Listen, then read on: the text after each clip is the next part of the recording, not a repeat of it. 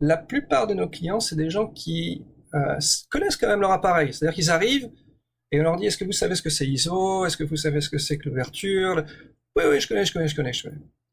Donc ils arrivent à se démerder un petit peu, et dans la technique, bon, on leur apporte des choses dans la technique et dans la façon d'utiliser l'appareil, mais c'est vraiment quand il faut avoir une idée originale et pas juste reproduire la même photo qu'on a vue sur le Lonely Planet, qu'il n'y a plus personne en fait. Et nous on arrive là, et on les pousse en fait. C'est pour ça qu'on ne veut pas s'appeler photographe ou enseignant, on est des coachs, on les pousse à aller au-delà de ce à quoi ils avaient pensé. C'est quoi, par exemple, une bonne idée? Et une bonne idée, en fait, c'est très difficile à avoir. Parce que ça requiert que le client, en fait, ou juste le photographe, arrive à penser, comme on dit en anglais, outside the box. Et c'est très difficile, en fait. On est tellement bombardé de nos jours par Instagram, Facebook et tous les comptes sociaux et tout ce qu'on peut lire, tout ce qu'on peut voir. Et c'est surtout le cas du touriste, justement, qui vient au Japon, mais pas que au Japon, ça peut être ailleurs, qui a déjà cette idée préconçue. Et il est déjà certain de vouloir ces images, que ces images seront bonnes, en tout cas quand il va les prendre.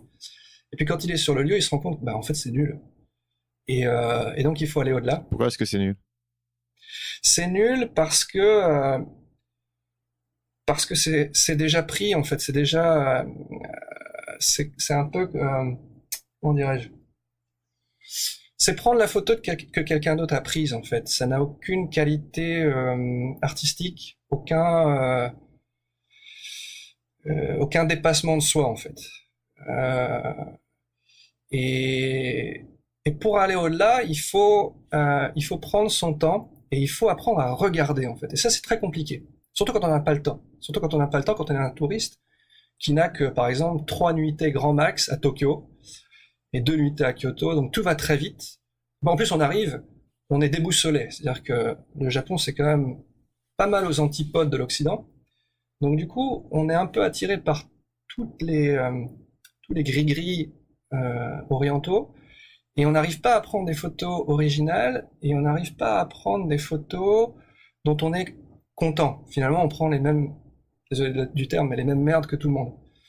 Donc, nous, on apporte ce support, en fait, pour les calmer, leur dire, bon, attendez, on va passer un petit peu plus de temps ici, on va prêter attention à ce qui se passe, on va essayer d'être, comme dirait Jean-Claude Van Damme, plus aware de notre entourage, et on va essayer de composer une image qui sorte de l'ordinaire.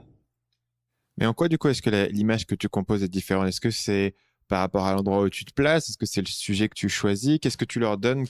Comment est-ce que tu les guides pour qu'en 3 heures, tu aies pu modifier cet aspect-là de leur pratique?